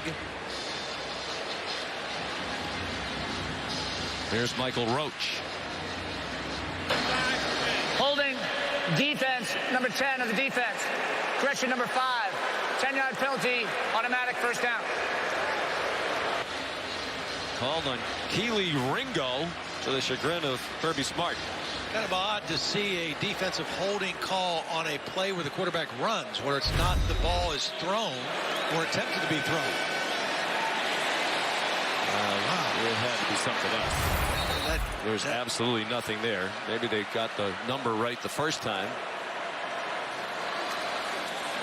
Nix, deep drop, throwing. He has a man open. Coda gets blasted and the ball is incomplete. Christopher Smith sized him up. Came from center field. And he got the worst of that, it seems, although Coda has also gone to the bench, grabbing at his midsection. Yeah, they are both shaken up. It was a clean play. Perfect timing by Christopher Smith. If he gets there a hair earlier, it's pass interference. He waited till the ball got right there and then dislodged the football from Coda. It was a beautiful throw. Looked like it was going to be a catch. And a high-level collision right there to knock the ball loose. And both guys are getting looked at right now. Christopher Smith on the field and Cota on the Oregon bench.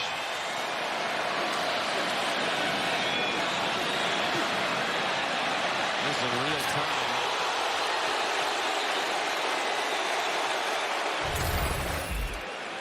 Smith gets a hand from the big crowd here, the overflow crowd in Atlanta.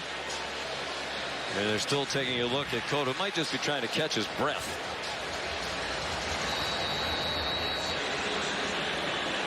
Second down and 10. Jordan James, part of this recruiting class, true freshman, is in a running back. Nix faked it to him under duress. He sidestepped the rushing Munden and dumped it off incomplete. You know, one of the things we talked about at halftime, Sean, when we were on break, is just one of the problems for Bo Nix tonight. He's made a couple bad decisions. He's had to throw the football away a few times, 17 for 27. But I don't think Oregon has any wide receivers that Georgia's scared of. You know, there's nobody that's really threatening them. And they're able to just kind of play their coverage and lock on and really make it tight window opportunities for Bo Nix to throw the football. I think that was a big problem for them at the end of last year when they were playing down the stretch without Johnny Johnson, Micah Pittman, Jalen Redd. They just don't have enough big playmakers at the wide receiver spots. We have 30-second timeout. Forced to use a timeout. No, I love playing at Georgia. I want another year with Coach Smart to continue to develop. They say, I also want to be an All-American off the field. We asked him to explain that. He's very close to his hometown of Savannah, Georgia. And he puts on a camp every summer. Teaches them some football, Pups Out Day. Or Pups Day Out, I should say. They all get a book bag. They get food. Some of these youngsters don't always have food regularly in their life. And he wants to make his mom proud. And she will be proud as he gets his degree. Shaquem Bigham here promised her he would get his degree. Very bright guy. Very bright. Yeah, he was majoring in engineering. Changed it to mathematics. We don't meet many math majors in our meeting. No, no. You know, and the thing that was interesting to me, because we talked to him whatever day that was, Wednesday, then I went to practice on Thursday. We talked to him on a Zoom. He's got his glasses on. He's kind of soft-spoken, very cordial, very polite. And then when I saw him on the practice field, the glasses are off, and he is talking and jumping around and singing and dancing and making all kind of racket from start to finish. He is definitely the emotional leader, kind of like the Clark Kent Superman changeover when the glasses come off. Here's Jackson, the catch from a new quarterback. Carson Beck is into the game. Here's Molly. Well, Todd, I know that you were watching Nolan Smith at practice the other day, and watching him on the sideline, he is an incredible trash talker. He was firing up his defense about getting after quarterback Bo Nix, and I can't repeat 90% of what he said, but he did say 10 will not run on us. It's time to light him up, and ever since then, they've been stopping Bo Nix pretty well. So you love both sides to Nolan Smith. Very impressive young man. Here's Kendall Milton. You know, people want to ask, as we watch Georgia start to bring some other guys in, Carson Beck, they really like him. They think he's an elite thrower. And, you know, in today's world of college football, you just don't know how long you're going to keep guys on your roster, particularly quarterbacks. You know, this year, there were 30 coaching changes at the FBS level, and associated with that 67 quarterback transfers that took place, all related to those coaches. And that's kind of the way it is now. A guy will wait for a year, maybe two, and if he doesn't like what it looks like, he's going somewhere else. Carson Beck, another very talented quarterback. The Dejon Edwards. Matter of fact, when last year began, Todd, you saw a depth chart that had Bennett, number 3, behind J.T. Daniels and Carson Beck. Yeah, early in the season, Stetson Bennett was splitting reps with Carson Beck behind J.T. Daniels. And then he kind of overtook Beck. And then when J.T. got hurt, he got his chance to step up. But they like Carson Beck. Really like the way he throws the football. They should like the way Bennett throws the football, too. Yeah, they should.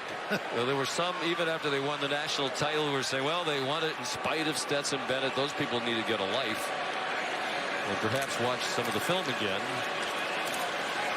Here's Edwards. We asked Stetson Bennett, okay, you're starting the season as the starter. Are you clearly the starting quarterback? He said, yes, I am the quarterback at the University of Georgia. And we asked Kirby Smart that yesterday. He said, absolutely. Yeah, he is clearly our quarterback, and there's no question about it. Yeah. And I know he's glad that he set a new personal record for yardage today in a winning performance like today. Last year, he threw for 340 yards in that loss to Alabama in the SEC championship game. That was by far the most yards he had thrown for in his career. However, he threw 2 costly interceptions, and they lost the SEC championship game. Right down the seam and on target. Kearis Jackson again. Fielding the throw from Beck. With a minute to go in the third quarter, Georgia marching again.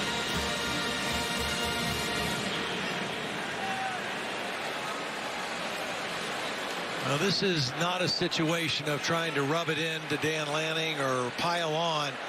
You want to give this quarterback some chance to play ball, you know, and to make throws. You don't want to just have him come in with a whole quarter of football left and just hand it off every play. I saw most of his action last year, about a quarter and a half against Vanderbilt. Out of Jacksonville, Florida, Mandarin High School. Another highly recruited guy, ESPN 4-star prospect in the top 250 in the nation at all positions. And they don't have to snap it again. Beck 3 for 3 for 49 yards. ESPN's presentation of college football on ABC will return after this message and a word from our ABC stations. Is a choice. Choose to get better today. So he's keeping his team engaged right now, Sean and Todd. Yeah, there's a lot of season ahead, and right now you just want to see what your team is made of. What kind of character, how your culture that you're trying to build has settled in. All those things you did to build team, the hike that you reported, Molly, and the connection they talk about, all that gets put to the test when you're getting your tail kicked like they are right now, you know, and so this is when the rubber really meets the road, and you have to kind of see, okay, is it going to take root? You know, are we going to be the same tomorrow and believe the same way? Well, let's finish what we started here today, no matter what the score says.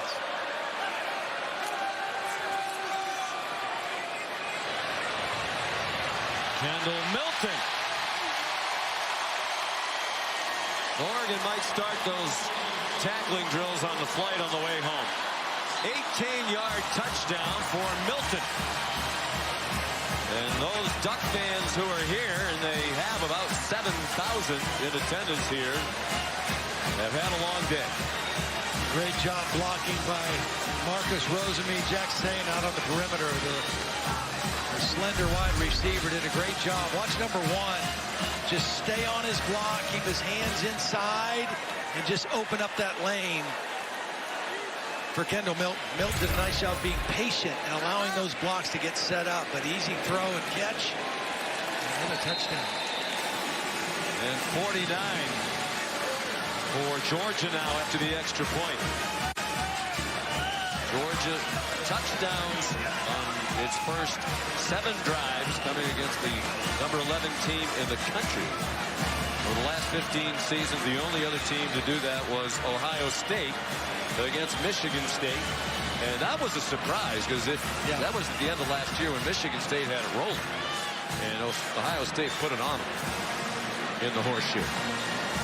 And it was a good thing Mel Tucker had signed that contract for $90-odd million right before the game. Right. And I'm sure they're still very happy to have him. A great coach who has a connection to these coaches. He was at Alabama when Kirby Smart and Dan Lanning were there under Nick Saban. Well, no problem was mentioned. The departure of Zamir White and James Cook. McIntosh, those numbers really don't tell the story. He has 9 catches for 117 yards. He's by far the leading receiver in the game. That's what I mean. So many of the throw game for Georgia today has just been quick stuff, get the ball out of the quarterback's hands, and then make people miss in space. Lesney not leg weary. That's another touchback. Here's Kevin Nagandi. Sean, want to remind our audience, first full weekend of college football, we got you covered over on ESPN. Arkansas-Cincinnati, a one-score game. ESPN2, we continue our U.S. Open coverage from Flushing Meadow. SEC Network, Ole Miss in complete control, and former Oregon coach Mario Cristobal making his Miami coaching debut. The Canes in control at home. Back to you. Maybe that's Kevin's nice but not so subtle way of telling people there are other options if you're not digging 49-3 right now. From the 25, still Bo Nix at quarterback, and Jordan James gets the carry. Now, we mentioned an opportunity to play against a good defense. If you're Dan, do you consider giving Ty Thompson a little bit of work? It was a competition in training camp, or do you worry about opening up a controversy in week 1? You know, I don't think it would be a controversial situation. I mean, you could easily explain it that you want your backup quarterback who battled and has worked hard to have a chance to play in a game like this and take meaningful reps in a game like this. I don't think it would suggest you don't believe in Bo Nix. The other side of that coin is you say, you know, I'm going to keep my guys out there and we're going to fight with our starting 11 to the bitter end and just kind of prove our mettle, you know, and then take that back home. And if you think Nix is going to be your guy for the season, you didn't bring him all the way across the country, with his resume, and give him the starting job to yank him after you play this tremendous defense. You know, the new system, everybody on the Oregon team is learning as they go. It's completely different from what they were doing. Nix, the ball carrier. And you know he wants to stay in there. He's the ultimate competitor. And the schedule will get easier. Yes, Dan Lanning, you mentioned earlier it's a national brand. So what about the lack of security? There's Patrick Nix, Bo's dad, former Auburn quarterback. We asked Dan Lanning, what about some question about the future of the Pac-12?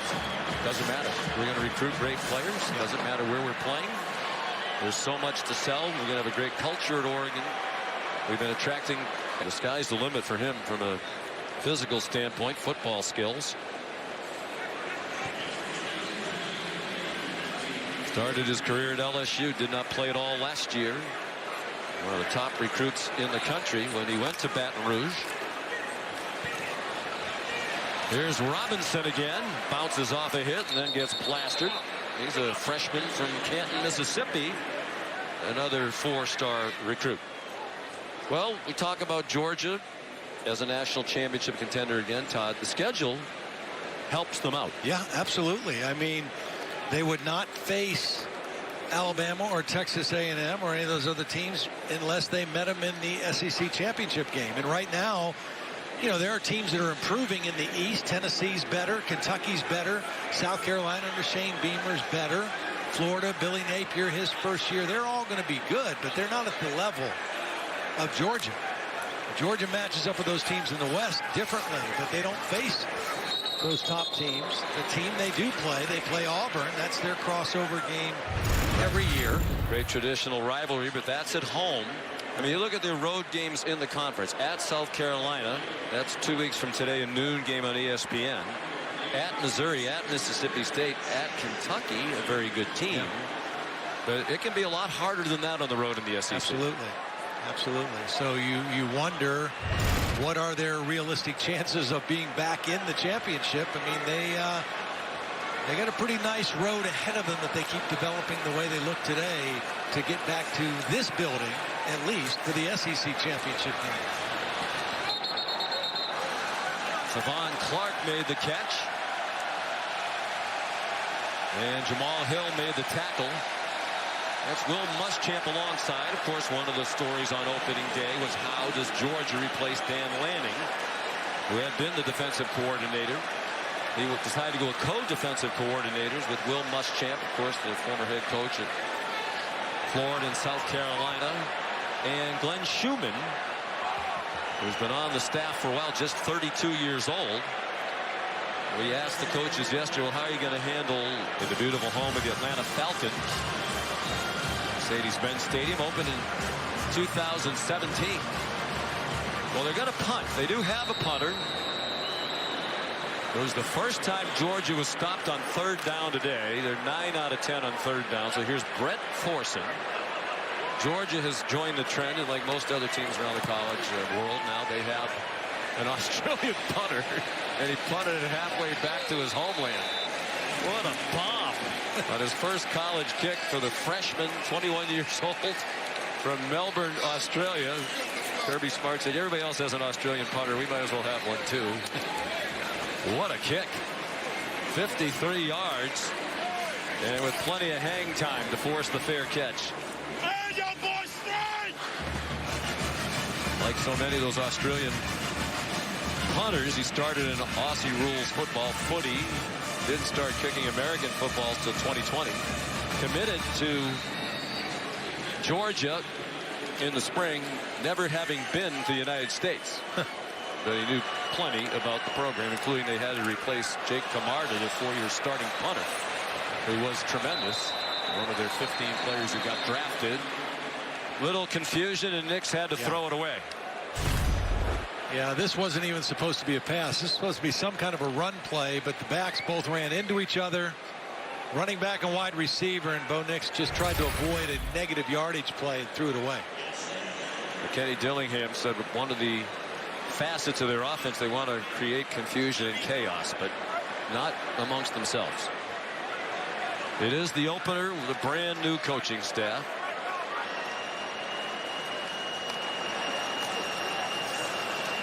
Ten minutes to go. Here comes Jordan James. We got to the 15, then got stopped in his tracks by David Daniel Sisabon, sophomore, 4-star recruit out of Woodstock, Georgia. You know, one of the things that we've noticed the last couple of years calling Georgia games, and we've commented it, they play so many people on defense. You know, I mean, a lot of teams like to sub and they like to rotate their defensive linemen, but Georgia rotates everybody. And you might play a football game and there might be 23, 24, 25 guys took reps, meaningful reps, during a defensive football game for Georgia. And these guys off the bench can tackle. That's Xavier Sorey. Nolan Smith, the starter, out of the game, but very much a team leader. Engaged in the game, supporting those who are backups. Sorey's a redshirt freshman out of IMG Academy in Florida. On 4th and 1, they go for it, and they get it. Sean Dollars to the 30-yard line. Well, one of the things about playing so many guys that Georgia does is it prepares guys. It does two things. Number one, it keeps guys engaged. They know they're going to play. They know they have to know their assignments. They're going to get some reps. And then number two, it prepares them for when it's time for them to step up into a bigger role. Like this year, when you lose 8 guys off your starting defense and get drafted, you've got to have other guys play bigger roles. They have stars, but they have to have other guys play more meaningful reps this year. And so far in this first audition, it looks like a lot of those guys were ready for that task. None more so than Malachi Starks, number 24, the freshman safety who had a beautiful interception earlier in the ballgame. Nix throws it away.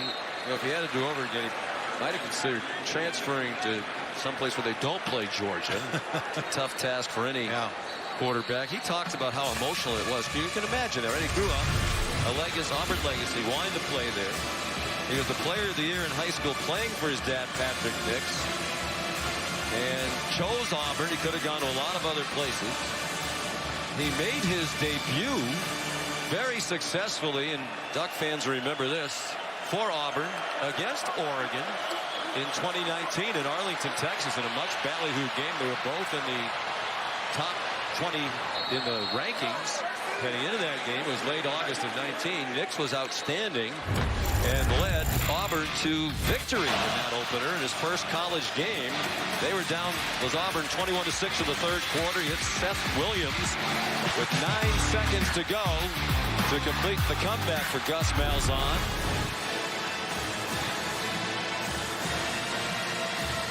And now he's playing for Oregon. Said he will always love Auburn. It meant a lot to him that he got his degree in 3 years from Auburn.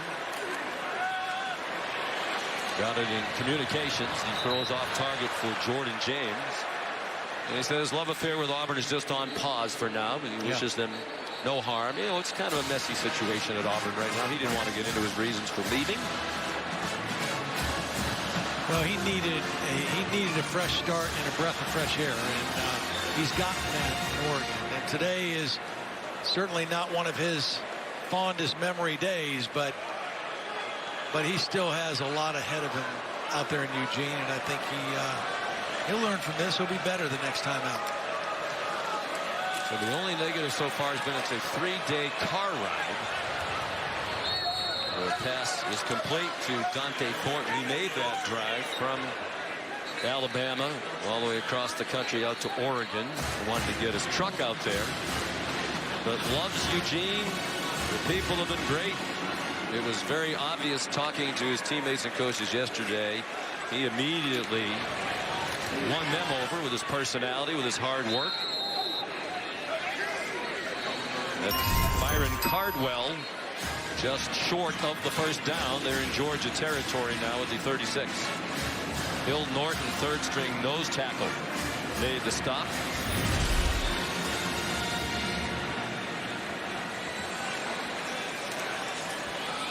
The toss for Cardwell, their leading returning rusher. He breaks some tackles and then goes out of bounds, shoved out by Starks, who's made a fantastic debut for Georgia today.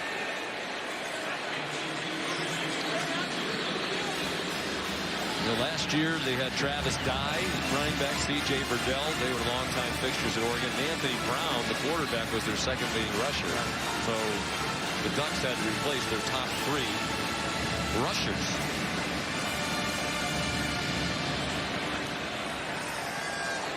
First and 10, nice drive here. Oregon up to 290 yards of offense.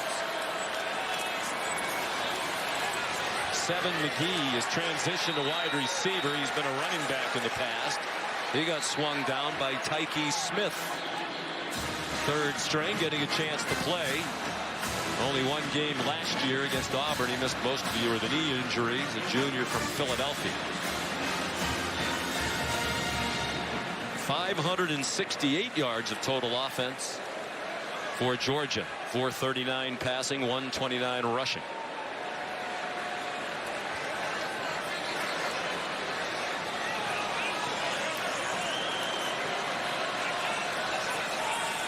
Under 5 minutes to go. Here's Jordan James. Ryan Davis made the tackle. Another guy who will get more of an opportunity this year. Coaches love his talent.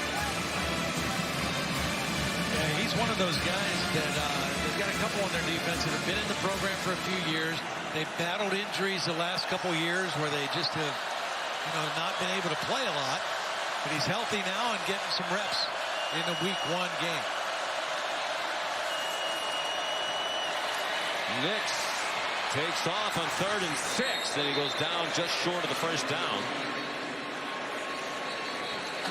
We have received word from our friends in the desert that there are some people, Todd, who may be taking an interest whether this drive results in points or not.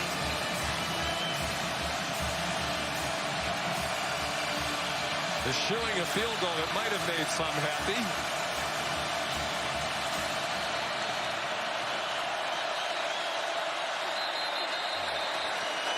And you never know Georgia what can create interest when it's 49-3. Kirby Smart competing and knocked down. That's David Daniel Sisavon. Backup safety.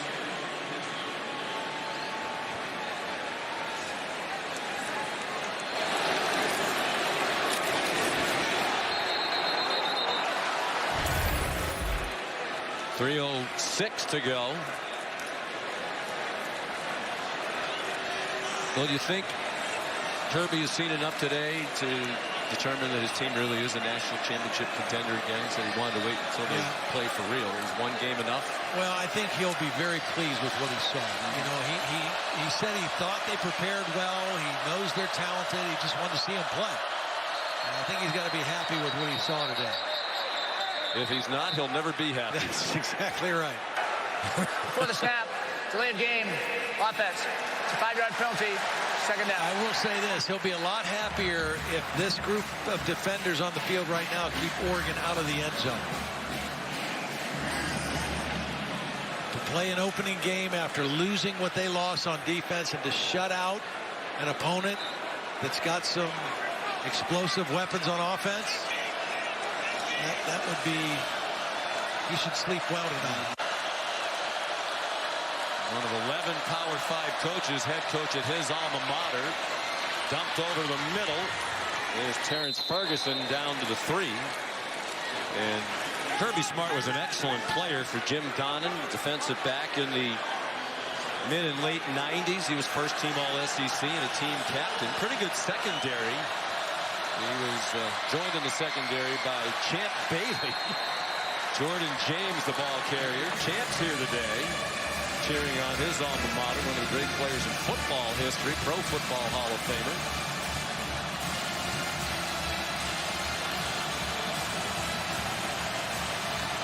Here's 4th down and goal. There's Champ. All he was a 12-time Pro Bowler and 15 years in the NFL. Hoping his Bulldogs will execute one more stop and keep them out of the end zone all day. Bo Nix over the middle and through the hands of Terrence Ferguson.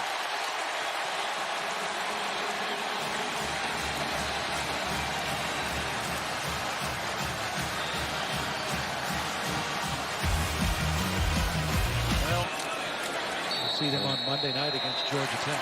Georgia's going to go to 7-0 in season openers at Georgia. Matter of fact, his first career win, first game as head coach at his alma mater was here in the Chick-fil-A kickoff game in 2016. A win over North Carolina. Great affection between those two men. Kirby's so appreciative of all that Dan Lanning did for his program. And here's Molly with Kirby. Coach, Thank you, Phil. you just shared an embrace with your former defensive coordinator, Dan Lanning. What did you say to him? Just that, love him, keep his head up, keep fighting, and we got some of the players we got because of him, and he helped recruit them. So that's always hard when you make that transition, but he'll do a great job at Oregon. Stetson Bennett opening the season as a starter for the first time in his career. What kind of confidence did you see from your quarterback today? Well, I see confidence because of the way he prepared. He really prepares hard. He studies film. I think it helped playing this defense that he was really comfortable looking at and seeing. So he's a bright kid. He's an athletic kid. Coach, you said yesterday you wouldn't know how good your team was till you saw them on the field. How good do you think your team is? We still don't know. We've never arrived. For our guys, it's all about maintaining the same kind of composure, connection. I thought the players really came out aggressive, which was our goal in this game. Don't worry about anything but how you come out aggressive. Your defense kept them out of the end zone. What questions about that group were answered today? Well, they grew up a little bit. We didn't really stop them. We played good red area defense, and we forced some turnovers. But we got a long way to go on defense. All right. Thank you, Coach. Thank you. Sean. And he knows because he's been in this game before. He's going to get to put on the old leather helmet in just a moment. But first, to chat with Stetson Bennett. Molly? Well, first of all, let's see what he did today. He was outstanding. He did a little bit of everything. Good ball fake here, sold the run, and shows his footwork, his quickness. Accurate throw, back shoulder for the touchdown. And then kind of the improv play that stood out will be on all the highlights tonight. Just eluding pressure, buying time, keeping the play alive, and then finding McConkey for the touchdown. Beautiful day for Stetson Bennett. And a smile and a wink. And now Molly with Stetson. Yeah, I'm here with the player of the game. Stetson, a new career high in passing yards for you today. How were you able to find so much success? We had, first of all, we had a great scheme called by Monk. I had a ton of time, and the guys made plays all day. This is your first season opening up as the starter. How much did that lend to your confidence today and in the offseason preparing for this moment? Yeah, like you said, you know, with Coach going over here to Oregon, you know, we knew we had an idea of what kind of scheme that he was going to run, and just the reps with the guys in offseason, the timing routes that, you know, maybe we didn't have last year, just to help. Your offense was lights out. Questions about your young defense were answered today. What can this team accomplish this year? You know, I think we play Sanford next week, so hopefully beat Sanford next week. Only 6 incompletions for you today. What did you eat for breakfast? Was it really? Was it only 6? Yeah. No, I was wondering what it was. You know, like I said, we practiced well all week. We had a plan, and we went out and executed. And the guys played well for us. I mean, good Lord, everybody played great. So humble. Thank you, Stetson. Sean. I think he nailed it, though. Everybody played well, and now they get to put on the old leather helmet. The icon of toughness and courage. Back to the origins of college football. Looks good on you, though. College football scoreboard is coming up next.